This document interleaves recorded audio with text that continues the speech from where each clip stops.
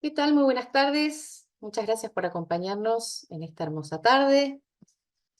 Una hermosa tarde, aunque sea para escuchar al doctor Osust, porque afuera está horrible. Así que ideal para sentarnos a hablar sobre amparo de salud.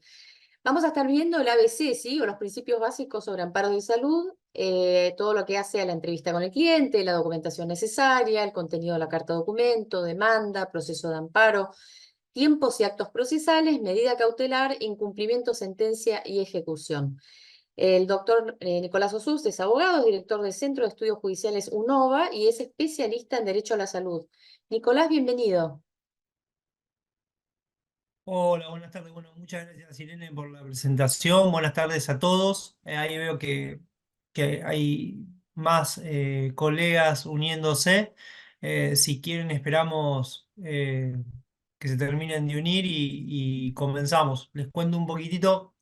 La idea de hoy es conversar lo que dijo Irene en la presentación, es abarcar un poco cómo es el procedimiento de amparo de salud de manera genérica, sin hacer hincapié en ninguno en particular, para que bueno, puedan tener las herramientas generales al momento de llevar adelante un reclamo de este tipo. En la parte final voy a tratar de ser lo más sucinto posible para que nos quede un tiempo de preguntas por ahí cuestiones que yo pude haber pasado por alto o que generen algún tipo de dudas o alguna cuestión particular que tengan relacionada con este tema. Eh, Buenísimo. Bueno, yo me quedo haciendo ingresar a la gente. Hay mucho público y es de todo el país, te aviso, porque ahí saludan y van dejando de dónde son. Es una costumbre ya que tenemos aquí. A mí me encanta saber dónde están. Y bueno, mira, Andrea nos cuenta que hace 35 grados en la ciudad de Belén, o sea, impresionante, ¿no? Qué grande que es nuestro país, porque es distinto. Temperatura increíble. Bueno, los dejo hablando y yo me quedo haciendo ingresar a la gente. Todo, adelante, bueno, Nicolás. perfecto. Bueno, la verdad que lo primero que quiero decir que me encanta que este tema empieza a despertar mucho más interés del que pasaba en otra época, en la cual veíamos que estaba cada vez más reducido la cantidad de abogados que se ocupaban de la materia. No sé si para todos estas son las primeras participaciones que tienen en relación al derecho a la salud o ya lo vienen trabajando de hace un tiempo, pero me parece interesante entender un poco de dónde viene, dónde está regulado el proceso de amparo, desde dónde nace el derecho a la salud, para después sí abarcar algo que tiene que ver mucho más con la práctica, que es cómo llevamos adelante un, eh, un juicio de amparo. Hasta antes de la reforma constitucional de 1994, el derecho a la salud era uno de los derechos implícitos. Lo podíamos tener dentro del artículo 33, pero no había normativa constitucional o no había ningún artículo en el cual se detallara puntualmente la existencia del derecho a la salud como tal. Luego de la reforma del 94 la vamos a poder ver en dos artículos puntuales, que es lo que nos van a dar la posibilidad a nosotros de luego de poder accionar constitucionalmente, que son el artículo 42, cuando habla de la defensa del derecho a la salud de los consumidores, y el artículo 75, inciso 22, cuando hace propios los tratados internacionales, dándole jerarquía constitucional. Entre ellos está la Declaración de Derechos Humanos y Garantías, en los cuales se dispone el derecho a la salud como uno de los derechos inherentes a la persona. En esto tenemos que nos abre la oportunidad de poder defender estos derechos a través de las distintas acciones. Puntualmente vamos a tener la acción de amparo y luego vamos a poder ver que está, aparte de esta, la acción de amparo colectivo o el amparo individual de incidencia colectiva para la defensa de estos derechos. La idea de hoy es empezar a ver cuáles son la manera más normal de tratar este tema, qué es lo que tenemos que conversar en principio con el cliente que nos viene a traer un problema de salud o alguna cuestión que tenga que ver con la materia, para luego empezar a abarcar cómo hacemos el trámite judicial.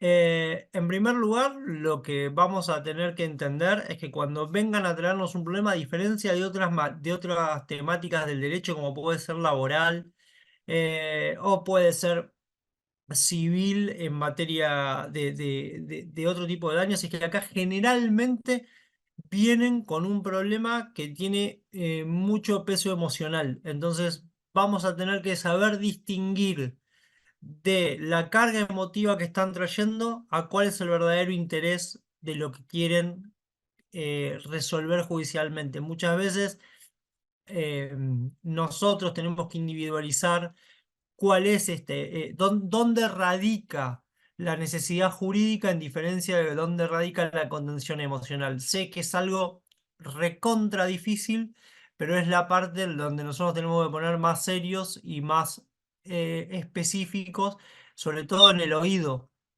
para el momento en el cual nos están contando el problema.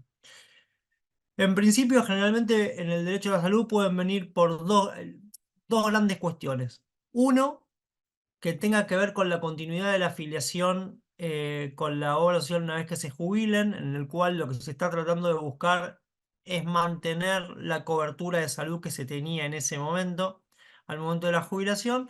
Y la segunda cuestión es una cuestión específica de una prestación, sea esta una prestación transitoria, es decir, porque necesita un requerimiento médico que va a acabarse con ese juicio o con esa demanda en particular, y el otro cuando es algo que es crónico. Necesitan un tratamiento crónico en el cual ese amparo que se va a iniciar es muy probable que los acompañe toda su vida. La primera cuestión a tener en cuenta cuando se charla con el cliente es, aparte de individualizar, empezar a pedirle documentación técnica que pueda tener. A modo de ejemplo, voy a empezar a abarcar lo que tiene que ver con prestaciones médicas para saber qué es lo que hay que pedirle al cliente en ese sentido. Lo primero es la orden médica. En esto siempre conversamos lo mismo, el mejor socio del cliente no es el abogado, sino el médico. Si el médico no es claro, preciso, lo suficientemente abarcativo de la descripción de cuál es el inconveniente que tiene y cuál es el diagnóstico y eh, la, a ver, me sale la palabra en este momento, la prestación médica que requiere la persona, es imposible que nosotros podamos hacer el juicio. No hay nada que nosotros podamos plantear judicialmente que no esté ligado íntimamente con la prestación médica, con el diagnóstico médico. Entonces, muchas veces se encuentran con una receta que no contiene todos los requisitos para los cuales nosotros necesitamos para poder hacer esa demanda. Así que lo primero que vamos a pedir es esa documentación.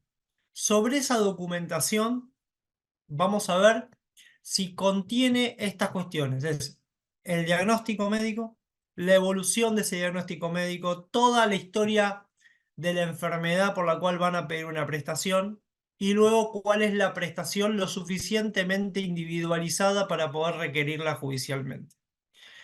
Una vez que tengamos esa orden médica, en ese caso particular de las prestaciones, lo que vamos a conversar con la persona es si ya lo presentó o no lo presentó administrativamente. El artículo 2 de la ley de amparo requiere haber acabado la vía administrativa para poder iniciar un proceso judicial. Y acá hay algo importante. Tener por acabada la vía administrativa no implica generar recursos jerárquicos administrativos para poder terminarla, sino haber requerido en una vía extrajudicial la prestación que se quiere lograr de esa empresa de medicina prepaga u obra social. Es decir, nosotros necesitamos presentar administrativamente la prestación que queremos, es darle la posibilidad a la empresa de medicina prepaga o a la obra social de que nos la otorgue voluntariamente y en caso de silencio, respuesta ambigua o negativa de esa prestación, sea tanto administrativamente como por carta de documento, es cuando se va a iniciar el amparo. Si la persona, ¿qué es lo que sucede habitualmente en la práctica? Una persona presenta la prestación, el pedido de prestación, o por la app, o presenta los papeles en la mesa de entrada de la obra social para la autorización y no tiene respuesta. O el plazo de respuesta es mucho más extenso que la necesidad de cobertura de la prestación que necesita el paciente. Entonces, ahí lo que vamos a hacer es enviar una carta documento. ¿Qué es lo que vamos a buscar en la carta documento? Bueno, ¿qué es lo que vamos a describir? Va a depender básicamente de cuál sea la condición del paciente y cuál sea la patología. Dependiendo de esa patología que va a tener el paciente, va a ser la ley que se va a aplicar. Es decir, si el paciente tiene un CUD, se va a basar el reclamo en base a la 24901. Si el paciente tiene cáncer, o el cliente nuestro tiene cáncer, se va a basar la pretensión en base a la ley de oncología. Si el paciente no tiene ninguna de estas cuestiones, se va a basar el reclamo en base al PMO. Y acá hay una cuestión en particular. Todos sabemos que el PMO es un plan médico obligatorio que establece un piso mínimo de cobertura de salud. Bueno, en la jurisprudencia, en un montón de fallos, van a encontrar una cantidad de precedentes de todas las cámaras del país, sostiene que el PMO es un piso y no es un techo, es decir, la cobertura mínima está garantizada por la ley, pero hay que estar al espíritu de la norma que establece puntualmente que lo que se debe garantizar es el mantenimiento y o mejora de la calidad de vida. Entonces ahí es donde vuelvo a lo anterior que había dicho sobre el médico, que es el mejor socio del cliente, porque si el médico puede fundar técnicamente que con ese tratamiento se mantiene o se mejora la calidad de vida, vamos a poder fundar de mejor manera nuestro reclamo. Eh, entonces, si no tenemos respuesta administrativamente, lo que vamos a hacer es redactar esta carta documento de la que les estoy hablando. En esta carta de documento lo que vamos a plantear es básicamente la afiliación, que es el vínculo contractual que tenemos con la empresa demandada o que tiene nuestro cliente con la empresa demandada. Vamos a decir que somos afiliados a esa empresa o obra social. Vamos a poner cuál es nuestro número de afiliación. Vamos a describir brevemente cuál es la patología que tenemos o que tiene nuestro cliente, cuál es la prestación que requerimos indicada por el médico tratante. Vamos a individualizar quién es el médico tratante.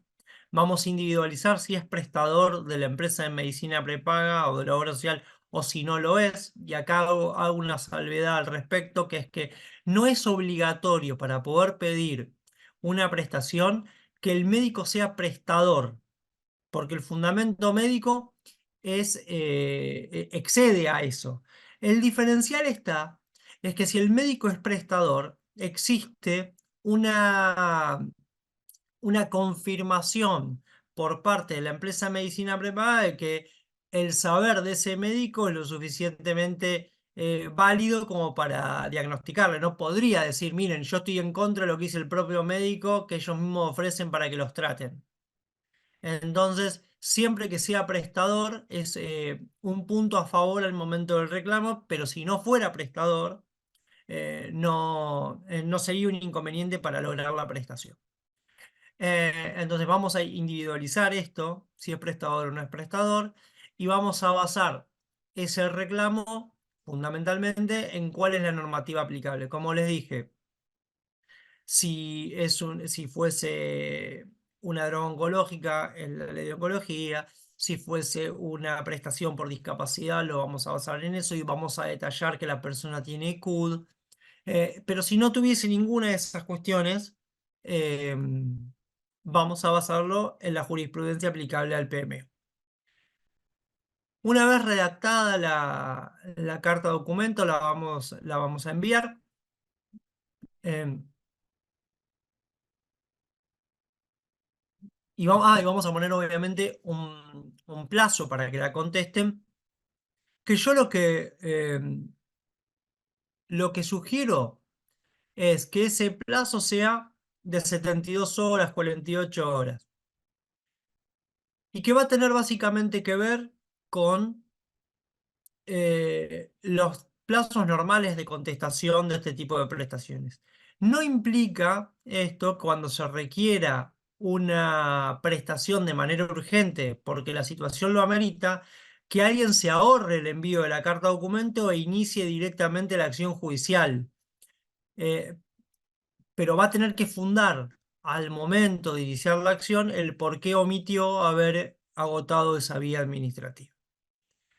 Una vez que se envía la carta de documento, esperamos un plazo prudencial. Generalmente ese plazo es de una semana en la contestación o 10 días. Y si no tiene la respuesta, iniciamos el amparo. Si tiene respuesta, vemos cuál es el tipo de respuesta. Si la respuesta es satisfactoria, ahí concluiría nuestra tarea e iríamos a ver si efectivamente se otorga la prestación, porque muchas veces nos podemos encontrar con que la respuesta del accionado de la empresa de medicina prepaga o de la obra social es que van a habilitar el tratamiento. Sin embargo, cuando la persona va, el tratamiento no se otorga o se otorga en peores condiciones que las señaladas o de forma parcial, y eso también es algo que no podemos ver en la contestación de la carta de documento, sino hasta tanto el cliente va a constatar el otorgamiento de la prestación.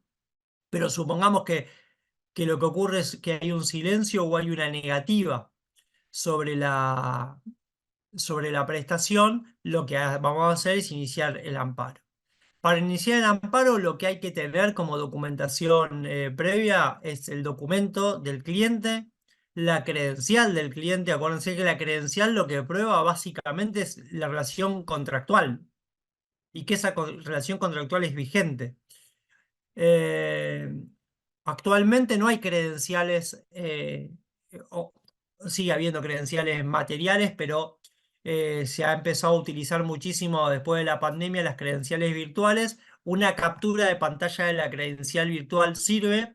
Lo mismo que esto, voy a mezclar con otra cosa, pero es para hacer un paréntesis, como para los que quieren tener una continuidad de afiliación en el momento de la jubilación o tienen alguna complicación con alguna baja mal hecha, la captura de pantalla de que no tienen acceso a esa credencial para poder probar que están dados de baja. Pero bueno, retomando, tener el documento, tener la captura de pantalla de la credencial virtual o una foto de la credencial física, eh, la historia clínica de la enfermedad, la epicrisis de la enfermedad, no la historia clínica total de la persona, porque no tiene ningún sentido acompañar una historia clínica que dice que una persona a los 5 años se fracturó un brazo cuando vamos a pedir a los 65 por una medicación oncológica.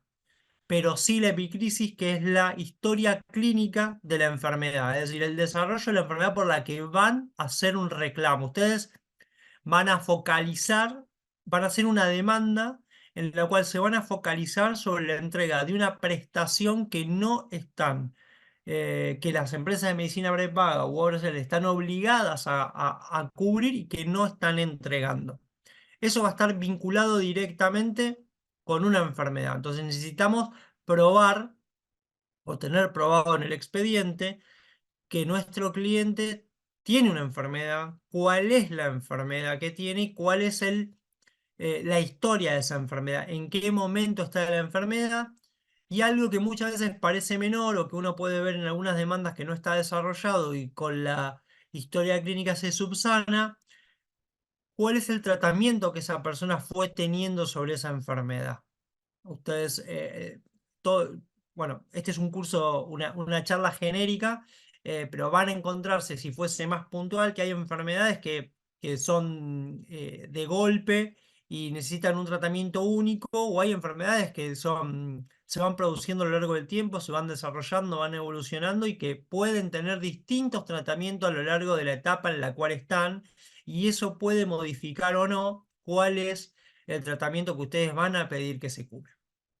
Eh, entonces van a tener esta epicrisis de la enfermedad, van a tener que tener el diagnóstico médico con eh, la prestación indicada por el médico tratante.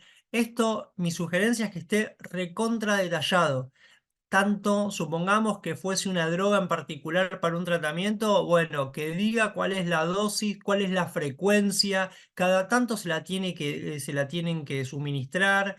eh, y hay algo que muchas veces no aparece, que es muy importante para algo que voy a decir después, que tiene que ver con cuando plantean el amparo, que es que los médicos, aparte de establecer cuál es la prestación para ese momento, pongan puntualmente eh, que esa droga puede ser modificada de acuerdo a la evaluación. Eso les va a permitir a ustedes plantear un objeto distinto, que es lo que vamos a ver después de ver cuál es la documentación requerida.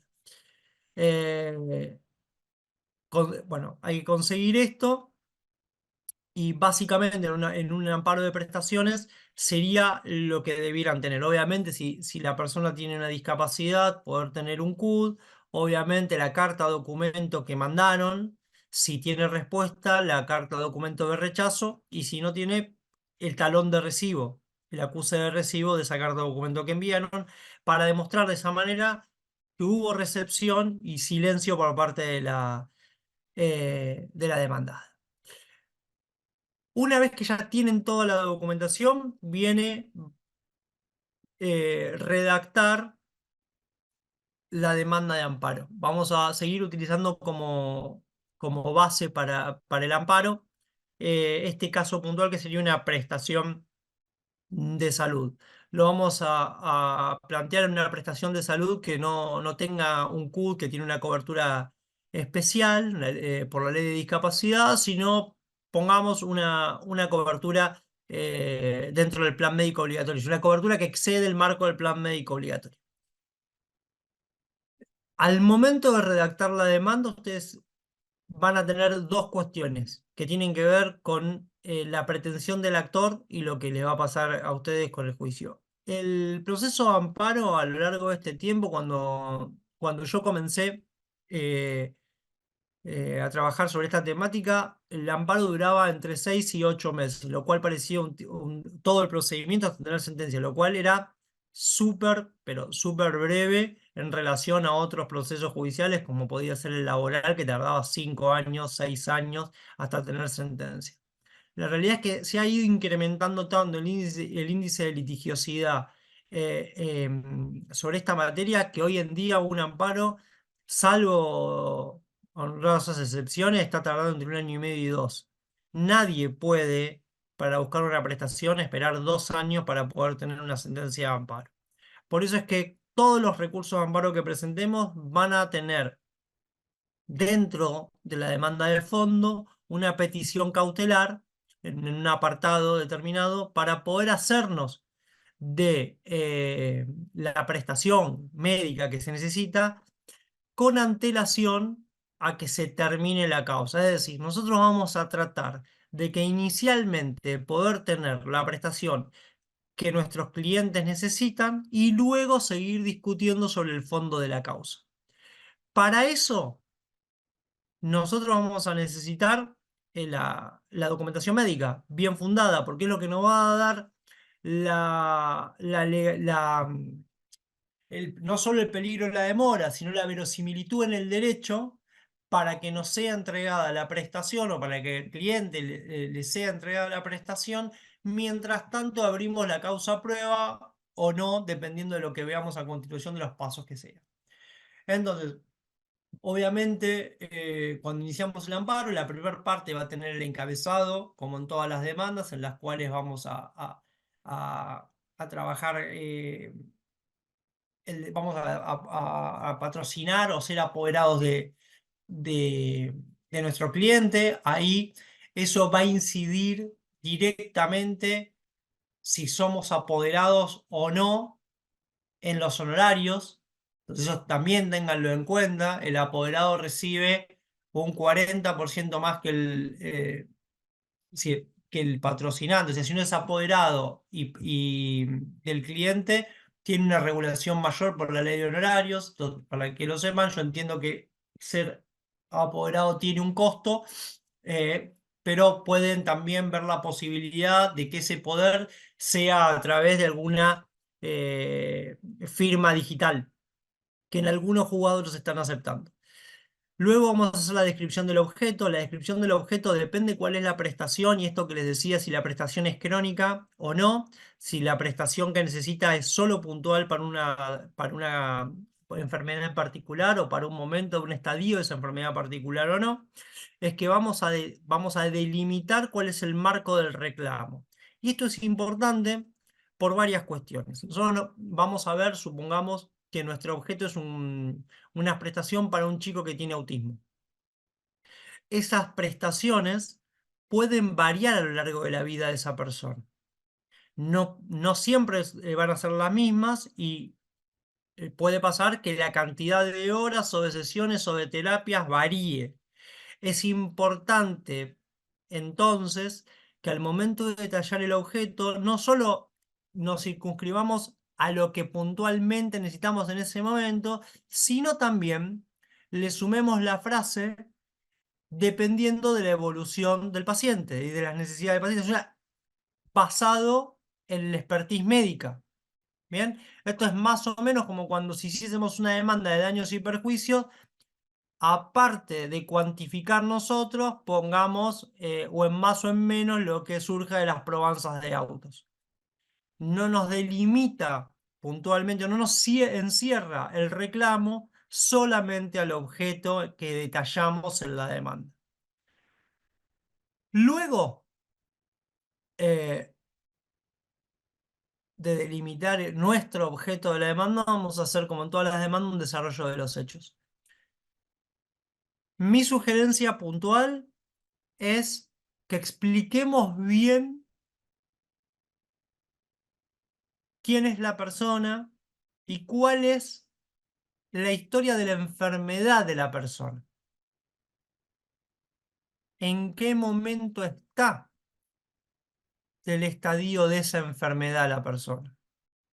Porque con eso vamos a justificar luego cuál es la prestación que estamos pidiendo.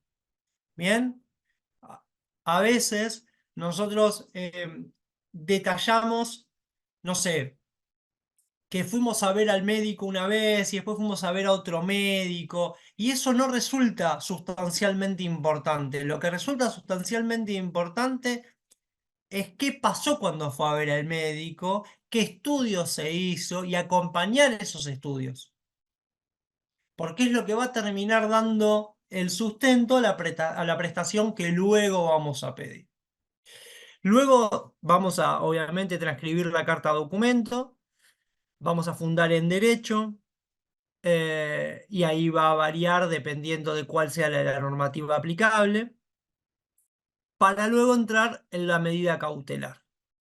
En la medida cautelar, nosotros vamos a pedir, en el caso de prestaciones, exactamente lo mismo que vamos a pedir en el objeto de la demanda. Ahí generalmente las dos posturas es puntualmente, generalmente las empresas de medicina prepaga y obras sociales dicen no hay que no hay que darle la medida cautelar porque es lo mismo que está pidiendo en el fondo. En materia de salud tiene dicho tanto la Cámara Civil y Comercial Federal como la Corte Suprema de Justicia que no importa que haya igualdad o similitud en el objeto de la acción como el de la medida cautelar, sino que debe entregársela en caso de que exista peligro en la demora y verosimilitud en el derecho. Con esto, ¿qué vamos a lograr? Que en caso de que nos otorguen la medida cautelar, poder transitar el resto del proceso con nuestro cliente recibiendo la prestación. Eso, lo primero que voy a decir como abogado es que nos va a tener una tranquilidad de trabajo, porque una cosa es seguir un juicio con un cliente que está mal de salud y no accede a la prestación, y otra cosa es seguir un juicio con un cliente que está siendo tratado en ese momento por el trabajo que nosotros hicimos. Entonces, eh, hay una diferencia enorme, por eso es importantísimo poder conseguir el otorgamiento de la medida cautelar en el inicio de la acción. Eh, Luego vamos a plantear la prueba. La prueba no tiene que ver con la medida cautelar, porque recordemos esto, que es que la medida cautelar para ser otorgada tiene que valerse por sí misma y tiene que surgir de los relatos, del relato de los hechos y de la prueba que se acompañó. Si necesita mayor discusión, no nos van a dar la medida cautelar, porque se está violando un principio que es el de verosimilitud en el derecho. Es decir, para poder ver que el derecho sea verosímil, necesito abrirlo a prueba. Entonces, la prueba que se va a ofrecer es de fondo y básicamente siempre es la misma. Hacernos de la historia clínica para el caso de desconocimiento, que eso se lo vamos a tener que pedir, lo vamos a tener que oficiar al lugar donde la persona se haya atendido o al médico tratante si se atiende en un consultorio particular. Generalmente, si se atiende en un consultorio particular, al médico tratante le pedimos la historia clínica, pero a los hospitales le pedimos los estudios médicos. Y luego vamos a pedirle, esto es algo que sugiero yo, informe, la prueba pericial, no se la vamos a pedir a que sorteen un perito, sino que vamos a pedirle informe al cuerpo médico forense. De esta manera nos pasan dos cosas. La primera es que no tenemos que esperar que sorteen perito, ni rezar en algunas cuestiones en particular que existe un perito que sepa sobre la materia. En algunas jurisdicciones nos encontramos con que faltan médicos especialistas en algunas materias. Yo ahora no recuerdo en qué lugar del país era que no hay perito médico en nutrición, no hay un médico nutricionista eh, que sea perito. Entonces, uno le puede pedir al cuerpo médico forense para que pueda emitir su dictamen. La segunda es que es muy difícil que se discuta el dictamen del cuerpo médico forense. Entonces, cuando va al cuerpo médico forense, el cuerpo médico forense tiene dos opciones, en eso que es citar a la persona para hacerle el estudio o emitir un dictamen con la documentación que hay, y su dictamen cuando lo presenta en el expediente es muy difícil de desvirtuar. Pero bueno, no importa, es una cuestión más de prueba. Y luego van a terminar con la finalización, si autorizan a alguien y demás. Ese sería el esqueleto central de la demanda, que obviamente puede variar en alguna de las cuestiones que va a tener que ver más que nada con la prestación y las condiciones particulares de su cliente. Vuelvo a lo que le decía antes. Si la persona va a requerir prestaciones por discapacidad y tiene un CUT, van a tener que acompañar un CUT, y el reclamo que van a pedir va a ser un reclamo de cobertura integral de las prestaciones necesarias para esa persona, porque así lo establece la ley 24.901. Eh, Voy a aclarar un par de cuestiones antes de seguir en cómo sería el proceso, que están relacionadas directamente a dónde nosotros presentamos el amparo. Las competencias de los desamparos va a tener dos estructuras primarias. Una que tiene que ver con la territorialidad y otro que va a tener que ver con la materia. La competencia federal. Bien, salvo para las obras sociales provinciales, donde la competencia es provincial. Ejemplo, IOMA se inicia en los juzgados ordinarios de la provincia de Buenos Aires. OSBA se inicia en los juzgados contencioso administrativo de la Ciudad Autónoma de Buenos Aires. Bien. Ahora, si no, es federal. Se inicia ante los tribunales civiles y comerciales federales de la nación, y ahora entra la territorialidad de la materia. ¿Bien? Perdón, perdón, lo que estaba diciendo antes. Entra a jugar la territorialidad sobre cuál es la materia. Entonces, lo que vamos a tener es dos variantes. Una de las variantes, ¿dónde se recibe la prestación? La segunda variante es, dependiendo si lo que se discute es una cuestión de afiliación, es dónde tiene domicilio el afiliado o dónde tiene domicilio la empresa, porque ahí lo que se juega es la firma del contrato. Pero cuando son prestaciones, es el lugar donde se recibe la prestación. Y acá les voy a dar dos ejemplos completamente distintos para demostrar cómo se define la competencia territorial. Supongamos que la persona vive en la provincia de Buenos Aires. La obra social es cualquiera de las nacionales, OSDE, la empresa de medicina privada, OSDE, Swiss Medical, cualquiera, la que quieran. Pero la prestación se da en capital. La persona tiene derecho a iniciar el juicio en los tribunales civiles y comerciales federales de la capital federal, por más que tenga domicilio en la provincia. Se lo pongo, le doy otro ejemplo mejor, porque en ese caso se podría confundir porque ODE también tiene domicilio en capital. Si una persona vive en la provincia de Buenos Aires y es afiliada a una obra social provincial, o les pongo una nacional, pero con domicilio en provincia, como Sancor Salud, que tiene domicilio en Santa Fe, pero la prestación se da en el Hospital Italiano de la Ciudad Autónoma de Buenos Aires, tiene la competencia territorial por el otorgamiento de la prestación, es la capital federal. Distinto es el caso cuando la prestación es la entrega de una droga, que va a ser en la farmacia del domicilio del afiliado. O puede ser la farmacia, cuando es un caso puntual, en algunas soluciones que tienen una farmacia expendedora de entrega propia. Eso va a estar dada la competencia por el lugar donde se entrega la droga. Es decir, si ustedes tienen un cliente que vive en la provincia de Buenos Aires, la empresa de medicina prepaga tiene sede en Capital, pero la prestación, la entrega de la droga o del tratamiento médico, lo que fuere que ustedes reclaman, la entrega es en la provincia de Buenos Aires, va a ser competente la justicia federal de la localidad del departamento judicial de la provincia de Buenos Aires. En la provincia de Buenos Aires hay 20 departamentos judiciales, yo sé que acá hay de todo el país.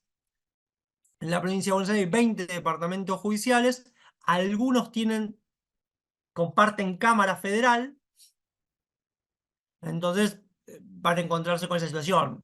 Doy ejemplo. Lanús, Loma de Zamora comparten jurisdicción, ahí van a ser los tribunales federales de Loma de Zamora, Quilmes, La Plata, van a ser los tribunales federales de La Plata, con la sede de Quilmes y demás. Lo mismo sucede en el interior del país, pero va a estar dada la competencia por el lugar donde se entrega la prestación. Hasta ahí vamos sobre eso. Bien. Luego, al momento de inicio de la demanda les pueden pasar dos cosas que van a dictar la suerte de cómo es el procedimiento hasta que termine la acción. Una es que caratulen el expediente como un amparo de salud, entonces van a correr los plazos del amparo, es decir, el procedimiento va a ser el establecido por la ley 16982, no, 16986 es el número de la ley. O la otra opción es que lo conviertan en un proceso sumarísimo de salud. En ese caso, los plazos van a ser aún más cortos que los de la ley de amparo, porque en la ley de amparo no están descritos todos los plazos y se utilizan subsidiariamente los del Código Civil Procesal Civil y Comercial, y va a diferir completamente de los tiempos que van a tener para esos procesos. Entonces, acá se van a encontrar que al mismo tiempo van a tener dos juicios por la misma prestación que van a correr con dos tiempos procesales distintos. Y en esto cambia considerablemente. El mejor ejemplo es la caducidad de un proceso de amparo son 6 meses y la de un sumarísimo de salud son 3. Impacta directamente en la atención que tienen que tener ustedes sobre el impulso del expediente. La segunda cuestión es los plazos de consentimiento. En el amparo son 48 horas, en los sumarísimos 3 días. Es decir, en un proceso van a contabilizar horas y en el otro van a contabilizar días. Por eso es que es muy importante tener claro al momento del inicio qué trámite le da el juez. Si el juez le imprime un trámite de amparo, se va a regir por esta ley, y si le imprime un trámite sumarísimo de salud, van a tener que regirse por lo que dice el Código de Procedimiento Civil y Comercial eh, en los procesos sumarísimos. Una vez que esto está resuelto, que sale en el primer proveído, van a, bueno, primero para ver qué es lo que hace el juez con esa primera presentación. Si se limita a establecer el procedimiento, si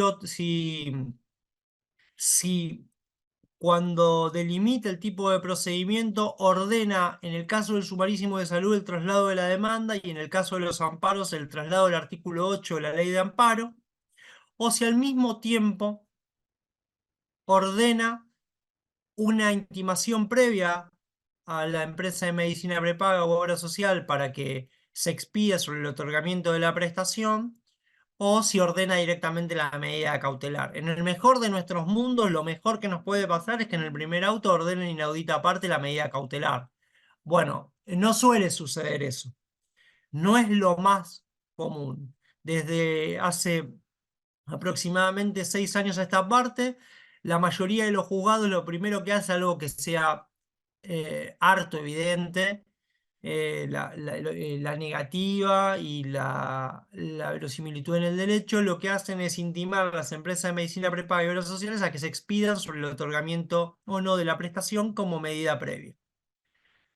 A veces pueden hacerlo al mismo tiempo que ordenan el traslado de demanda del artículo 8, y a veces lo hacen solamente dando lugar a esa intimación previa.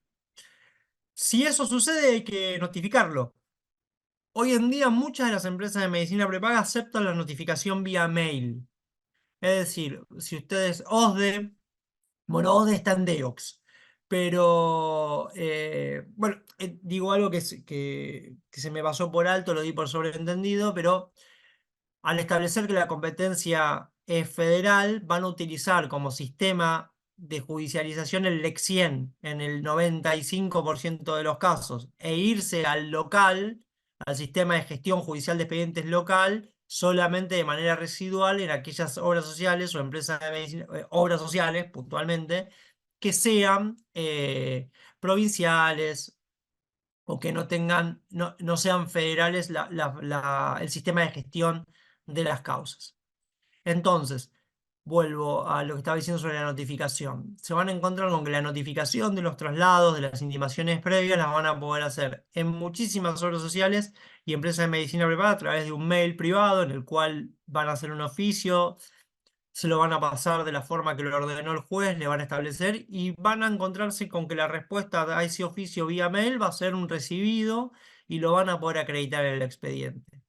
Otras empresas de medicina prepaga o obras sociales, como les contaba antes con OSDE, tienen un sistema propio dentro del DEOX de notificación u OSECAC, que las van a poder notificar de esas intimaciones previas de traslado a través del mismo expediente, lo cual les va a facilitar.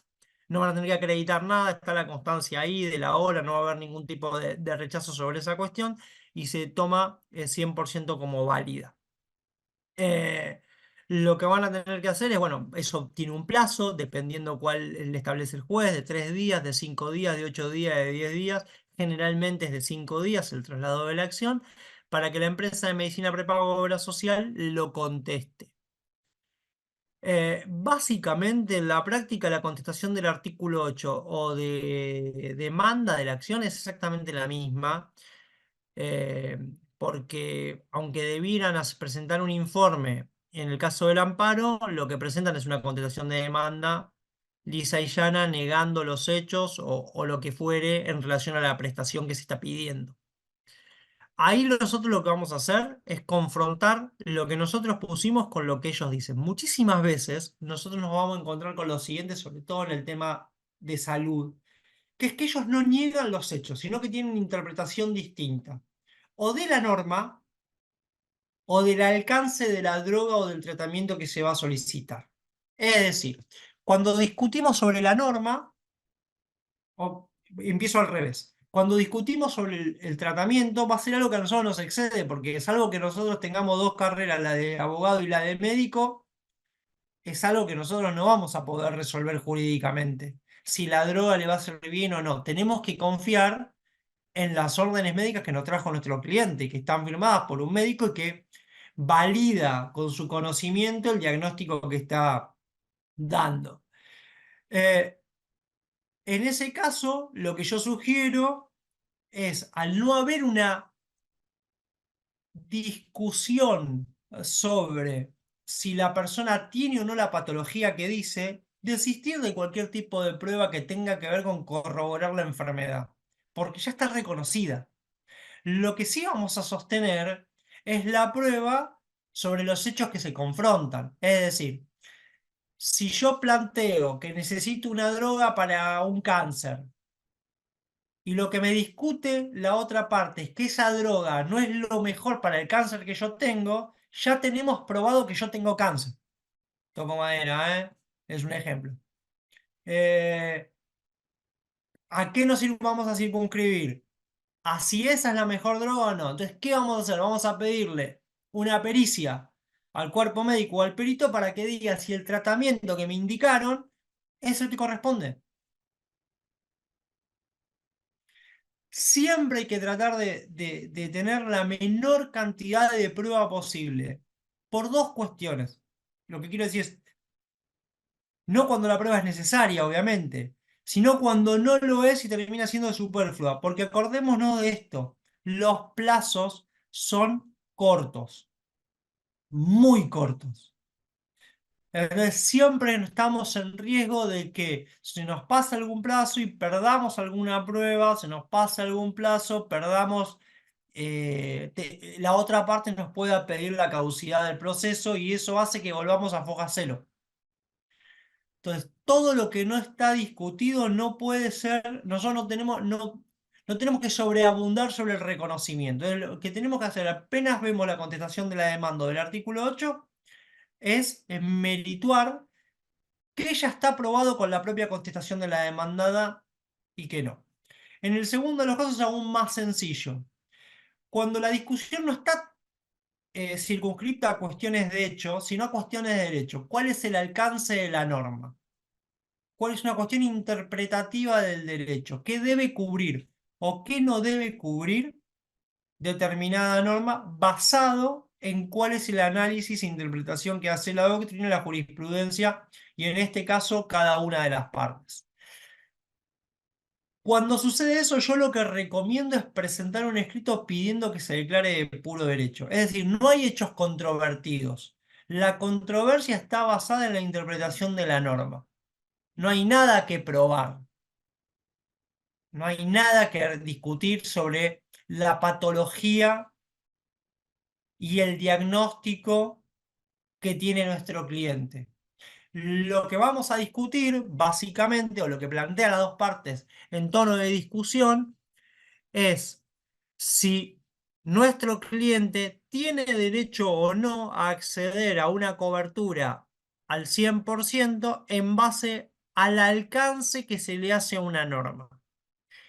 Cuando eso sucede, achicamos los plazos, porque pedimos básicamente que se declare de puro derecho la acción, y si el juez está de acuerdo, bueno, lo que debiera naturalmente pasar es darle traslado a la otra parte. Si la otra parte está de acuerdo, mucho más sencillo. Si no, si se opone, el juez debe resolver, pero supongamos que la otra parte no se opone, o si se opone el juez da lugar al pedido por hecho, ahí concluimos la etapa y pedimos solamente, previo al dictado de la sentencia, la vista fiscal del expediente. ¿Por qué pedimos la vista fiscal del expediente? Porque el fiscal tiene la obligación en los procesos de amparo de otorgar un dictamen previo al dictado de la sentencia. Un dictamen en el cual lo que solamente se va a expedir sobre la procedencia, en algunos casos la procedencia de la acción y en otros si están cubiertos todos los requisitos mínimos que establece la ley de amparo.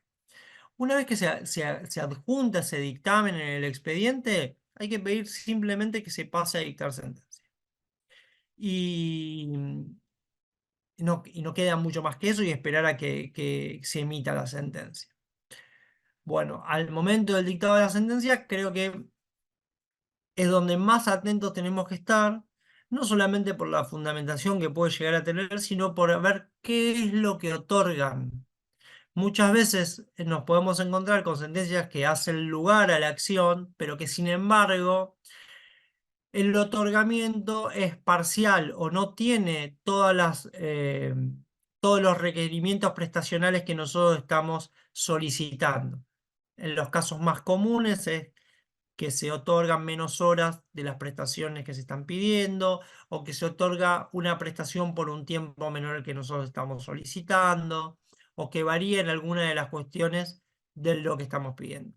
En caso, obviamente, que se haga el lugar totalmente y no haya ningún inconveniente, lo único que debiéramos mirar es eh, la regulación de honorarios. La ley de honorarios establece puntualmente que el mínimo para la ley de amparo es de 20 UMAS, y muchos jueces mal acostumbrados desoyen esa norma y regulan por debajo del mínimo legal.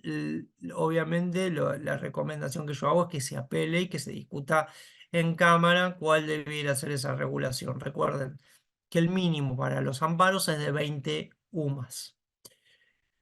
En caso de tener que apelar o en caso de que no haya que apelar, pero que apele la demandada, la apelación es dentro del plazo de 48 horas en el caso de que sea un amparo y en el caso de que sea un sumarísimo, 3 días. Se hace en un único escrito en el cual, para explicarlo como si fuese una similitud, como en laboral, que se apela y se expresa agravios en el mismo escrito, salvo que el juez luego pueda otorgar que se funde en cámara, pero eso sucede muy esporádicamente. Lo habitual es fundar en el mismo escrito que se apela. De ese escrito se va a dar traslado, generalmente en la primera instancia, muy ocasionalmente se da traslado, se lo eleva sin correr traslado y es la Cámara la que corre ese traslado, así que ustedes lo van a tener que contestar en ese momento. Ahí hay que tener mucha atención a cómo otorgan el traslado. A veces otorgan el traslado por nota y a veces lo otorgan con un notifíquese. Si es por nota, van a quedar obviamente notificados a los 2 días, a las 48 horas o a los 3 días, dependiendo del procedimiento de que se contabilice a partir del día de nota. Y cuando es con notifíquese, les da la posibilidad de, para el caso de que no se, se impulse esa notificación, de pedir la caducidad de la segunda instancia.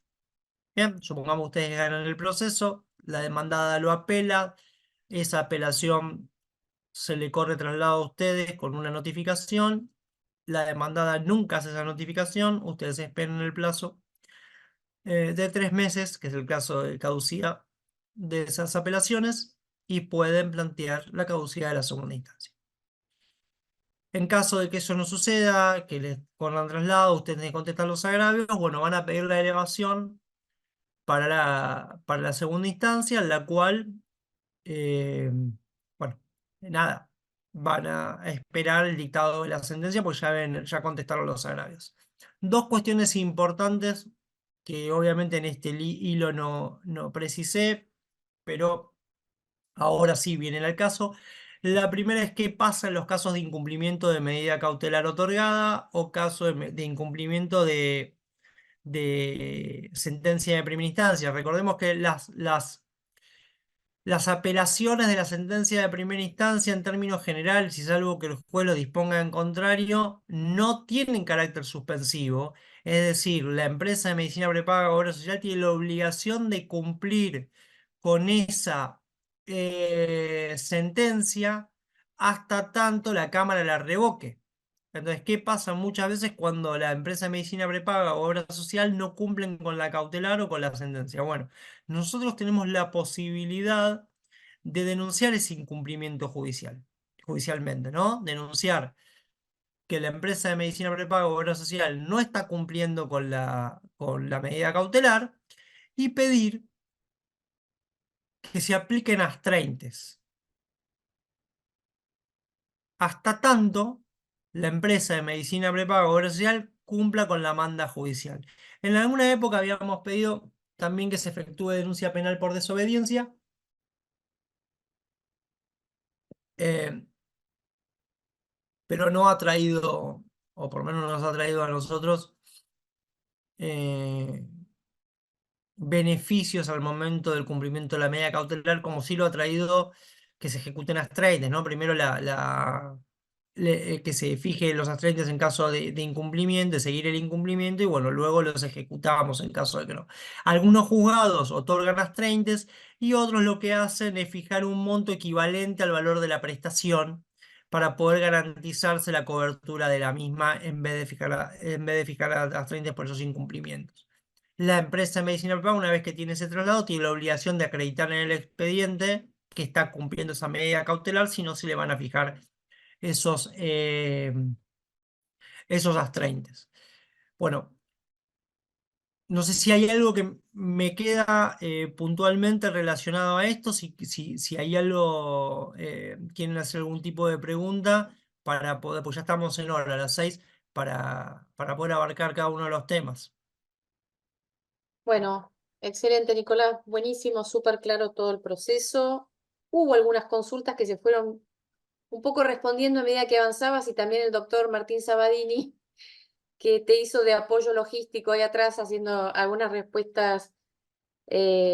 Bueno, tanto el doctor Sabadini como Nicolás pertenecen al grupo de Amparando Salud, ¿no? Así que lo quería mencionar, los dos han estado dando clases, masterclases para microjuris. Bueno, las preguntas tenían más que ver con la cuestión territorial, que creo que eso quedó claro, ¿no?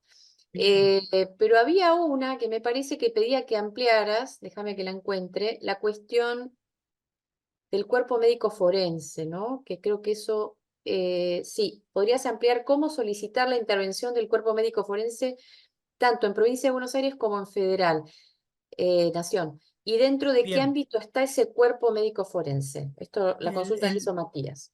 Bien, el Cuerpo Médico Forense es una unidad de gestión que depende de la Corte Suprema de Justicia de la Nación. Está compuesto por médicos y emiten opiniones técnicas sobre temas que les envían los jueces en el marco de cada una de las causas que tramitan. Al momento de ofrecer la prueba pericial médica, nosotros tenemos dos posibilidades. Una es pedir el sorteo de si se sacule un perito que sea de la materia. La segunda cuestión es, que podemos hacer es pedir que se envíe la causa al cuerpo médico forense. Entonces, ¿qué es lo que hacemos cuando le pedimos la causa, que se envíe la causa al cuerpo médico forense? Le mandan el expediente al cuerpo médico, se le asigna personal de ese cuerpo y emite un dictamen sobre los puntos de consulta, que pueden ser solamente los que uno puso en la demanda, los que pudo haber puesto la parte demandada, como también algunos que le puede agregar el juez.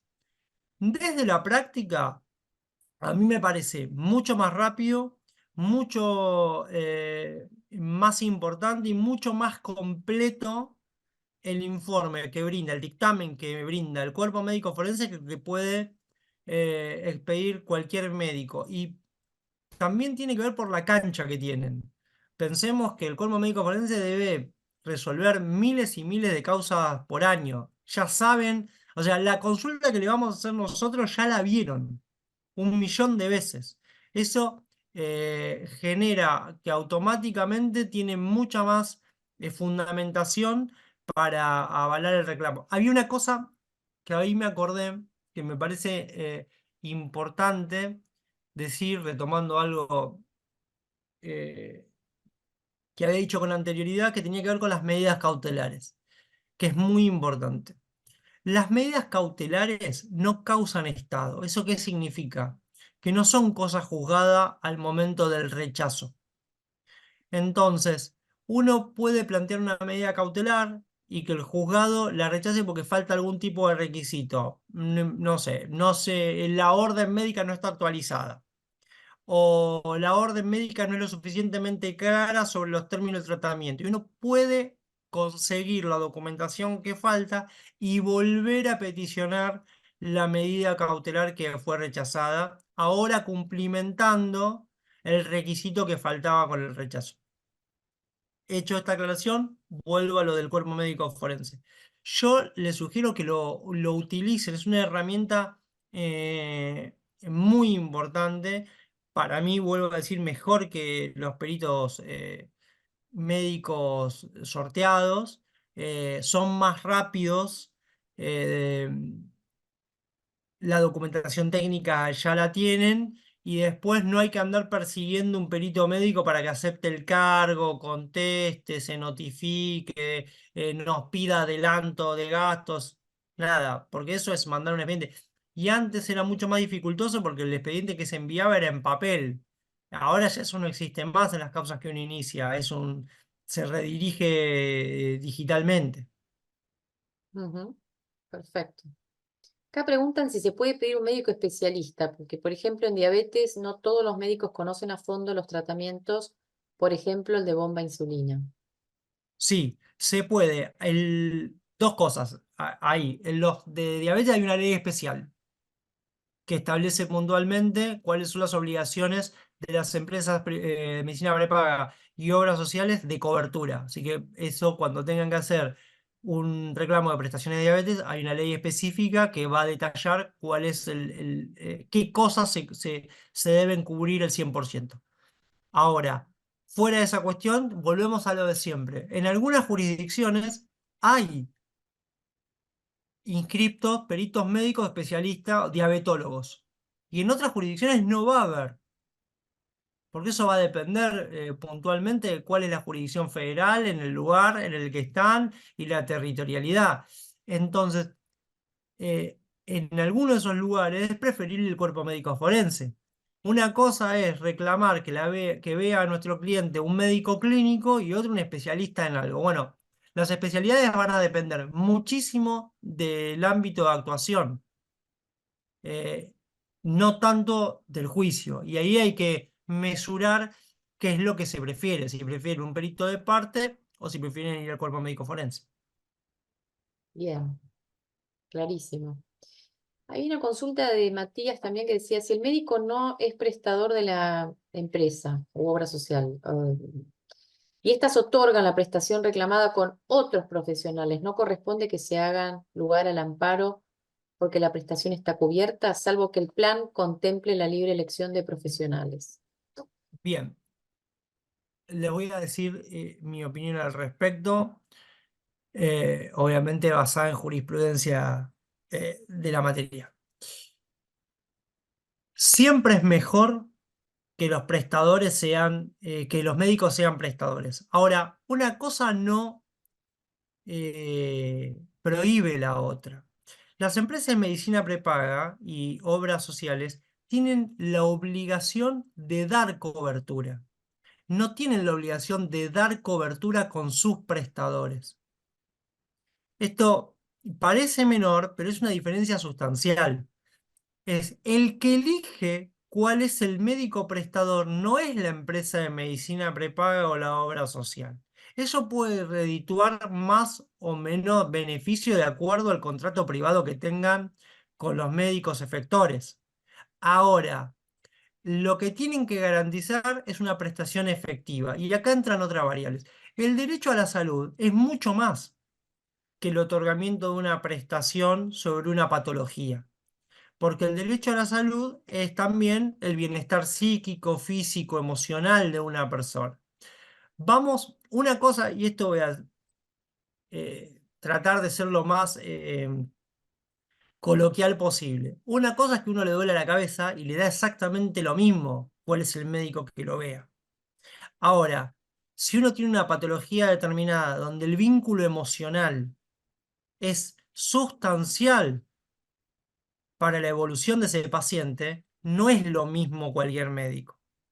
Ahí va a tener un valor enorme, enorme, cómo se generó el vínculo entre el paciente y el médico. Entonces, la realidad es que el bien fungible de dinero es fantástico, pero la calidad humana del médico o que macheen entre el paciente y el médico, que asientan un vínculo afectivo, no puede ser sustituido por el contrato privado que tiene la empresa con el efector.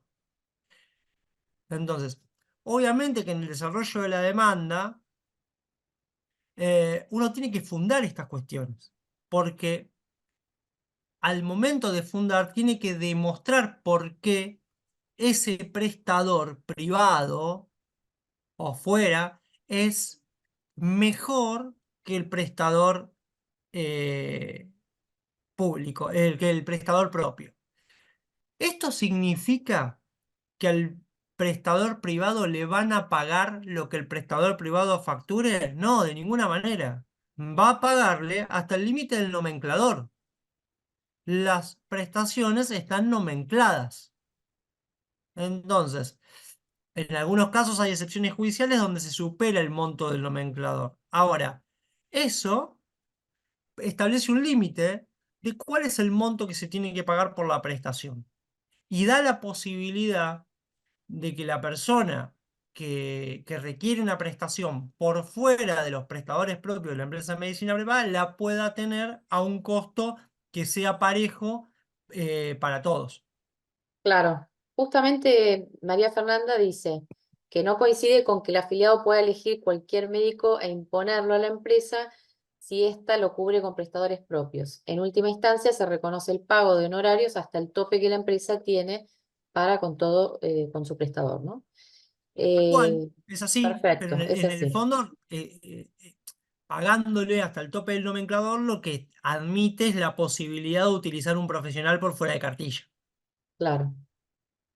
Bueno, vamos con las últimas dos porque siguen brotando las preguntas como, como flores acá. Claro, la temática es tan variada. Es un tema respecto a los honorarios, dice Luciano. Respecto de los honorarios, ¿cuáles son los casos en que habitualmente el juez puede fallar que sean a cargo de nuestro cliente? Entiendo que la mayoría son a cargo de la demandada porque hay un incumplimiento, ¿no? De por medio. Pero si es una cuestión novedosa o el juez está cambiando un criterio, por ejemplo, ya establecido, ¿se puede dar esto de que los honorarios recaigan en el cliente? Yo no, a ver, la verdad que los casos que vi que los honorarios caen a cargo del cliente son los casos que se pierden. ¿Cuándo se pierde? Y básicamente cuando uno reclama algo que no está dentro del marco de la ley o pide tratamientos experimentales no aprobados. Son los casos más comunes en los cuales uno ve que el proceso se pierde. O inicia un proceso luego de un plazo de prescripción de la acción. Eh, Después, la realidad es que en esto, a diferencia de otras cuestiones, sin hacer hincapié en alguna en particular, no hay aventuras jurídicas. Nadie va a ver un abogado ni porque quiere que le compren, le den gratis aspirina, ni porque quiere hacer algo que va en contra de la ley. La gente que viene a consultar a un abogado porque tiene un problema de salud es porque tiene un problema de salud grave, que no lo puede solucionar, que le exceden sus capacidades económicas para poder solucionarlo. Y la última opción es ir a ver un abogado. Generalmente estos casos tienen buena recepción por parte de la justicia porque nosotros tenemos normativa de avanzada en la región que es protectoria del derecho a la salud, porque los jueces ya han hecho interpretación a lo largo del tiempo en este sentido y es vasta la jurisprudencia que convalida el derecho a la salud de las personas. Así que ese, para mí, por lo menos, bastante poco habitual ver condena en costas a cargo del cliente o del Muy actor. bien. Última pregunta. Y están reclamando bis, o sea, segunda clase, no sé si fue Martín que generó la demanda, pero bueno, te aviso, Es un están genio, ahí Martín. pidiendo parte 2. En el caso de tener prestación por plan superador, brindado por una prepaga, pero mediante direccionamiento de aportes a una obra social sindical, ¿a quién corresponde direccionar el amparo?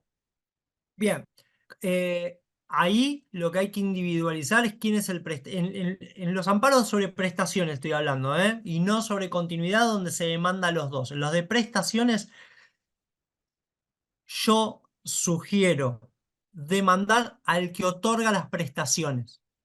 Ahora, se puede demandar a los dos, no es un problema porque el vínculo es de los dos.